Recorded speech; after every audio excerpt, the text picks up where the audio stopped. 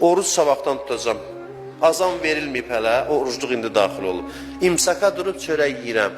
Buyurur ki, imsaka başladı yeməyə, artıq elədiyi Allahla öz arasında olan bütün günahları Allah bağışlayır. Orucluq indi daxil olub. Məsələn, sıfırlandı, tərtəmiz. Bir dənə insanların haqqı, oyun özün gərək həll eləyəsən, haqlarını qaytarasan.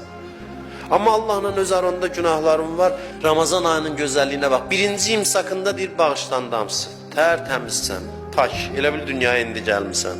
Nə qədər ziyankardır o insanlar ki, orucdan məhrumdur. Buyurur, ən bədbəxt insan o adamdır ki, Ramazan ayı gəlib gedir, o bağışlanmır.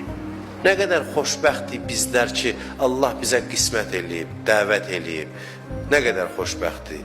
Bu xoşbəxtliyi indi başa düşməsək, qiyamət günü deyir, iki yerdə insan sevinir, bir iftar vaxtı, bir qiyamət günü. Qiyamət günü görəcəksiniz, orucunuzun əvəzini görəcəksiniz. Allah deyir ki, özümü verəcəm oruç tutanlara, özümə qovuşduracam.